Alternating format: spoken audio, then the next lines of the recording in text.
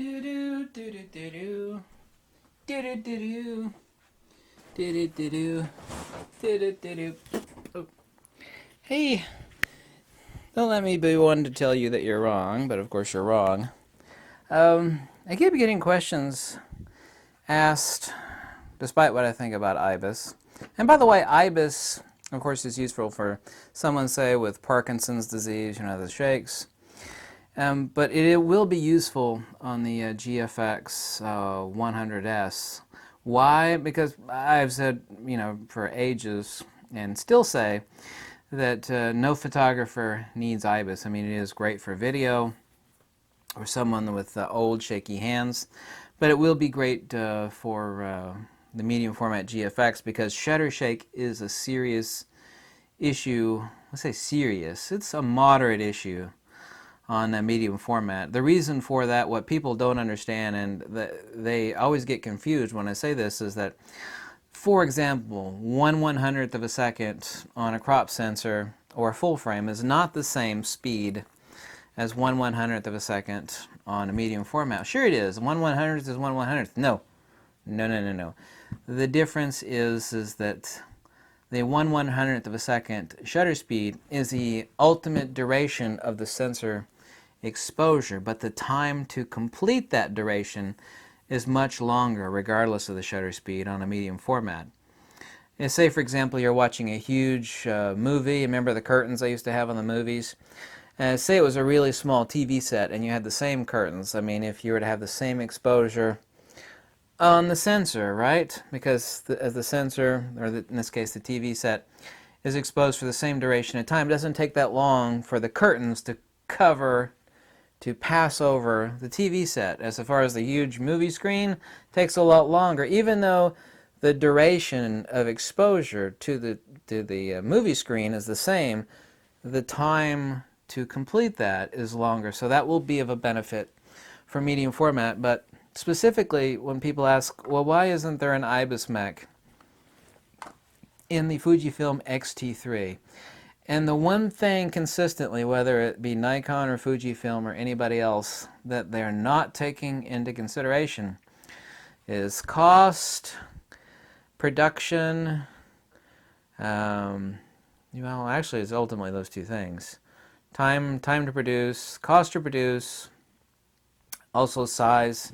There's only so much stuff you could never, for example, stick an IBIS mech in the Fujifilm X-T3 and have it be the same dimensions as that of the X-T2. Necessitatively, not my opinion, it's a fact, the camera is necessitated to be a minimum of 6 to 9 millimeters thicker.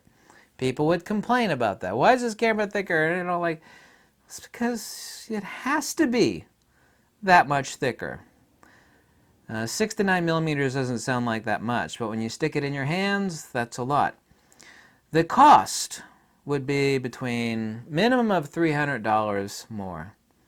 It would probably be more than that. It's not just the cost of the mechanism, it's the cost of the labor on the manufacturing floor to install that IBIS mech. So it's the cost of the mechanism itself, the cost of the labor and the time involved to do that, and then of course that means you could produce much fewer units per hour on the factory floor. And then of course the ultimate cost that you're going to pay. Why is this camera, Fujifilm, you got to admit it. Even people that don't like Fujifilms, like, my God, the X-T3 is cheap, really inexpensive. It's like an incredible camera. So if you wanted an IBIS mech in the X-T3, it would absolutely, not my opinion, must be considerably thicker, considerably more expensive. Yeah, it's going to be thicker. It's going to be more expensive. I knew there was not going to be an IBIS mech in the X-T3. Fujifilm produced a very inexpensive, well-made camera, extremely well-made camera, for cheaps. Much cheaper than the X-T2 was. People would have complained if it were thicker and more expensive. So all the people that were complaining, well, what about the X-T3, but it didn't have IBIS in there. God knows, I can't have a camera without IBIS. Why? For forgetting about what I think about IBIS, and it will be a benefit in medium format, but we're not talking about medium format, we're talking about a crop sensor XT3. It would have been thicker and more expensive. Period. Undeniably so. So that's where a lot of people are wrong, point number one. Point number two, the same thing everybody keeps asking, says, why does Fujifilm not do a full-frame camera? And this is like a half a year ago, the president of Fujifilm said, no, period, no, on full frame. The reason for that is, let's just analyze this logically. And everything is about the bottom line, right? No camera company has ever just said, man, this could be great, we're going to make a camera and it's going to be so cool. No. Before they do something and spend endless hundreds of millions of dollars, because they would have had to create not only a new camera, but a new lens line, yeah? You do cost-benefit analysis, projections. Let's see, from Fujifilm's perspective, it's like, you know, we could go into the full-frame market where you've got Nikon and Canon and Sony on the battlefield murdering each other, hacking off limbs, squirting blood everywhere. Well, that sounds like a not very profitable venture, you know? Why don't we jump into think of the most gruesome, bloody scene from, like, John Wick. Why don't we jump into the battlefield there with a full-frame camera? Let's spend hundreds and hundreds of millions of dollars on a full-frame camera. Fujifilm full-frame camera! And not make any money. And then we'll go head-to-head in the murder fest. Hi! Yeah, samurai swords chopping off arms and limbs with Canon and Nikon and Sony. Oh, that sounds like a really smart idea, if by smart you mean stupid. Or, wait for it,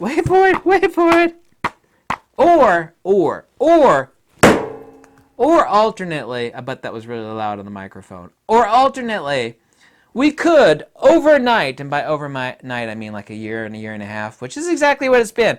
Overnight, we could totally dominate the world in medium format. There's really only 3 arenas. Micro Four Thirds does not count. Crop sensor, full frame, and medium format. We say professional format. Because you're doing hardcore products, corporate, high-end fashion, high-end portraiture, taking pictures of Learjets and Rolls Royces, you know, for high-end pictures of products from multi-million-dollar, yeah. Anyway, medium format. The most crotch-melting images you see. Overnight, Fujifilm owned, it's not my opinion, this is a fact. Overnight, Fujifilm literally owned everybody's ass on medium format. If you go onto any of these photography forums, if you go into the medium format section, that's all anybody's talking about. Fujifilm! That's why, because everything else is redundant. Over here you got ancient, slow dinosaur turds like Mamiya and Pentax. Yeah? Phew! Or you got like a $50,000 phase 1 that's slower than a constipated turtle in a coma. Let's see. Yeah, if you're a Fujifilm, it's like, you know, in medium format, you got old dinosaur turds like Mamiya and Pentax, and yeah, or you got a $50,000 phase 1. It's like, you know, Fujifilm, I could see a big team of people in Japan. Hey! At Fujifilm. Hey! Going, you know what? With not too much capital, in other words, $100 million or whatever it took them to develop the lens line and the camera. With not too much money, we could own the entire ass of the world on one of 3 formats. Medium format! They already own it in crop sensor. I mean, did you see how they made that decision? Yeah. It was kind of like a no-dove. So we have a choice. We could go into a bloody war without end with Sony, Nikon, and Canon in full frame, or we could own everybody's ass in medium format overnight, just like that. Just, we own it, which is exactly what Fujifilm does. They own it. I think that answers the question in a slightly humorous way as to why no Fujifilm full-frame camera. And strictly from a cost-benefit analysis, a full frame would have been an unwise decision. Yeah, the people in Japan made the right decision. That's all anybody's talking about medium format. FUJIFILM! Because there's really only... There were before only two things. You know, insanely slow, super expensive phase 1, or a super also expensive, but not as expensive, super expensive petrified dinosaur turd. Mamiya leaf Credo or an old friggin' Pentax. Older than dino turds. You talk about slow. You want to talk about slow medium format? People don't know what slow is till they pick up one of those beasts. Not only that, they're really expensive. They, of course, all slashed their prices drastically because they all realized one thing. Oh my god, Fujifilm's murdering us. We can no longer sell this shit for that much money anymore. That's why Pentax and Mamiya drastically cut their prices, is because they knew Fujifilm was murdering them!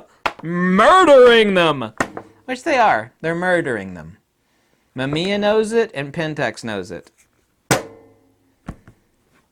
And on that note, wait for it. Fujifilm. Mic drop.